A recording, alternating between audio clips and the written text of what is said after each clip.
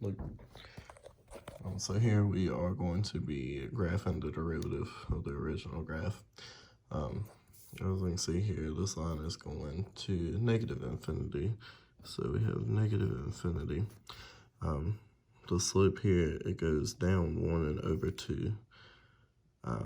So the slope is going to be negative 1/2. And then it's coming down to 1. For the second line, we have the line at negative 1.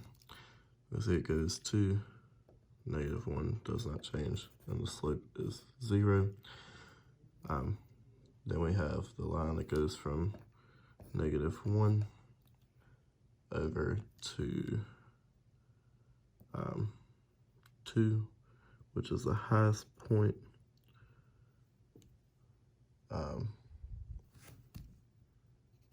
Here's the highest point at 2.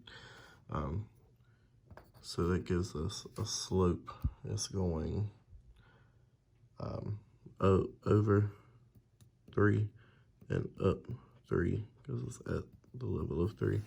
So our slope is going to be positive 1. Then we have going from 2 here, 1, 2, 3 to 5, where it crosses the axis again.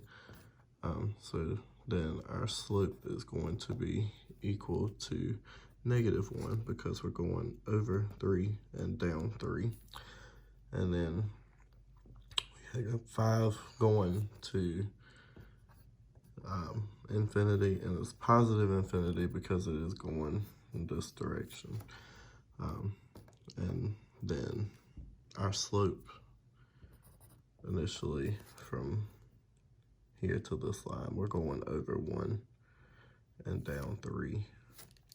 So negative 3 because it's rise over run. In order for us to draw this on the graph, for this part, we're going from negative infinity to 1. That's 1/2. So we'll come here to 1/2 on the graph over to the negative 1. Sorry, this should have been negative 1 right here. To the negative 1, and then we'll have a line that'll go over.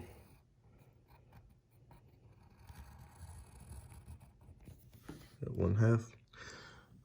Next we have negative 1, negative 1. Slope is 0.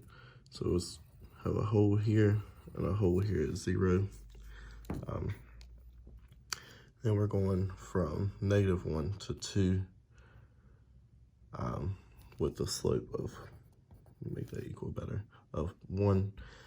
So we'll come over here and we'll go over to 2. So 1, 2, 3, and up 3. Make a mark. So that's where our next section is going to go, from here to here. Because our slope was 1. Sorry, gotta focus. Our slope was 1 here. And because the graph goes up here and positive, it's going to be positive here. Now the graph is here and it's going negative, and our slope is negative 1 from 2 to 5. So we're going to come over to the 2, and then it's negative 1. So we're going to go down 3 and over 3. So 1, 2, 3, and 1, 2, 3. We'll have another section here. So another line will go here. And then our last part from 5 to infinity, we don't necessarily need the slope. Just because it's going to infinity, it's going to come shoot off and go to infinity. And that would be our derivative graph.